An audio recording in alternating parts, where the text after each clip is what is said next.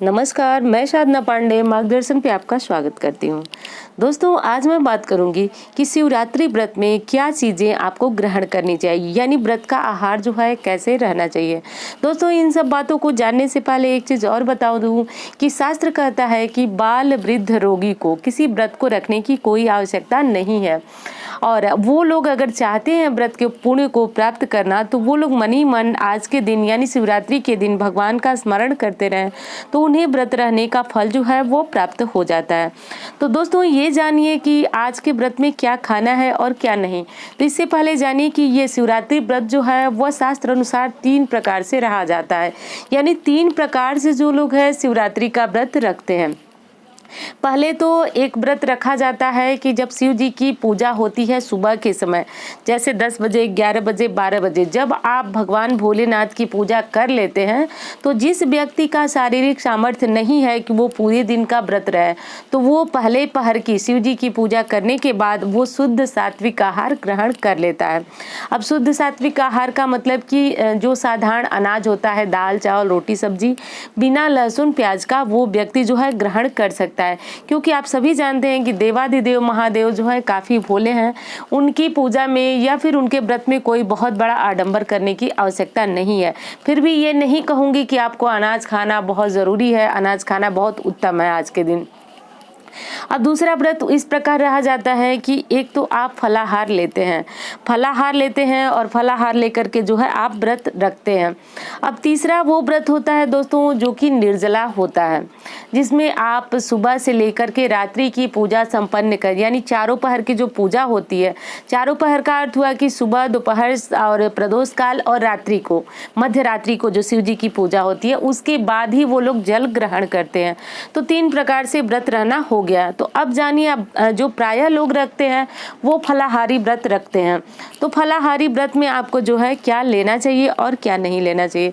तो देखिए, फलाहारी व्रत में आप सभी जानते हैं कि फलाहारी वस्तुओं में मूंगफली हो गया, सिंघाड़े का आटा हो गया, कुट्टू का आटा हो गया, और फल हो गया, दूध हो गया, चाय हो गई, इस प्रकार की चीजें लोग जो है वो लेते हैं।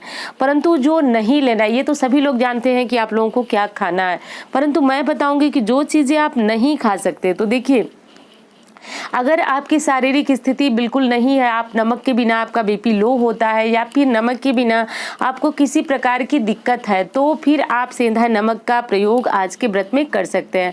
जैसा कि आप सभी जानते हैं कि सेंधा नमक जो है वो व्रत में खाया जाने वाला नमक है, परंतु व्रत जो है वो एक साधना है। अगर हो सके तो आप जो है इस नमक का भी त्याग करें और सिर्फ आप फल का जूस, फल, दूध, इस प्रकार की चीजें लेकर व्रत रखें।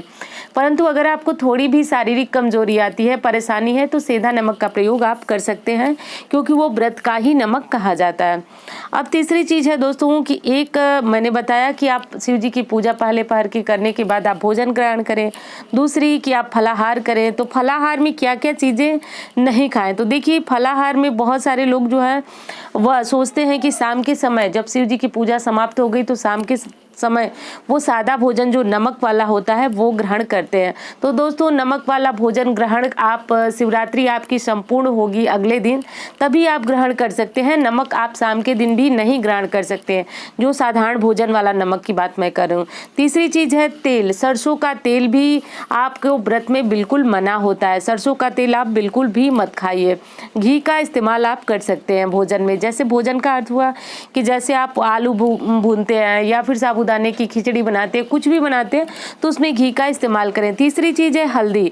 दोस्तों, हल्दी जो है व्रत में खाई जाने वाली चीज नहीं है, तो आप हल्दी का आज के दिन त्याग करें। लहसुन प्याज तो हम सभी जानते हैं कि लहसुन प्याज व्रत के भोजन में नहीं बनता है, क्योंकि ये चीजें जो है तामसिक होती हैं और इससे पूजा पाठ में बाधा आती है।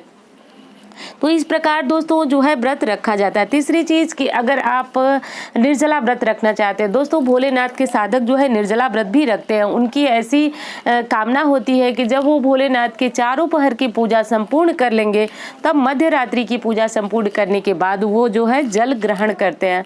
तो अब ऐसे में जो आप क्यों पूरा जो निर्जला व्रत का नियम होता है वो यही होता है कि आप जो है ये पूरे दिन जो है ना तो चाय पी सकते हैं, ना तो पानी पी सकते हैं। निर्जला का मतलब आप समझ सकते हैं कि जिस व्रत में आप जल ही ग्रहण नहीं करेंगे तो अन्य चीज़ों की बात ही समाप्त हो जाती है। अब तीसरी चीज़ दोस्तों जो है, अगली चीज़ है कि जो बहुत महत्वपूर्ण है, देखिए व्रत आप किस प्रकार रखते हैं ये बहुत अधिक महत्वपूर्ण नहीं है। जैसी आपकी शारीरिक स्थिति हो, शारीरिक क्षमता हो, इस प्रकार आप व्रत रखते हैं। व्रत में जो सबसे महत्वपूर्ण चीज़ है जिस पे हमको सबसे ज़्यादा ध्यान देना चाहिए वो है भगवान के नाम जप पे। जिस प्रकार आप व्रत रखें, जल लेकर के, फल लेकर के, भोजन करके, जिस प्रकार आप रहना चाहें उस प्रकार रहें, लेकिन व्रत के दौरान जो है वो आप झूठ न बोलें, इधर उधर की फालतू बातों में न लगें। दोस्तों व्रत जो है वो इसीलिए रहा, शास्त्र व्रत का नियम ही इसीलिए बनाया कि जो समय हम अपने खाने पीने और दैनिक कार्यों में लगाते हैं वो प्रभु भक्ति में, भजन में लगाएंगे। तो आज के दिन जो है मानसिक तौर पे जितना हो सके आप जप करते रहिए। तीसरी चीज़ है कि अगर आप महिला हैं, पीरियड में हैं, तो आज आपको जो है मानसिक जप ज़्यादा से ज़्यादा करते रहना है। और जो फलाहार की चीज़ें हैं वो आप ग्रहण करें, क्योंकि देखिए मानसिक पूजा का भी शास्त्र बहुत महत्वपूर्ण बताया। बल्कि जो शारीरिक चेष्टा से पूजा की जाती है, शारीरिक पूजा जो होती है उससे अधिक पूजा जो मानसिक पूजा है उसको महत्व दिया गया।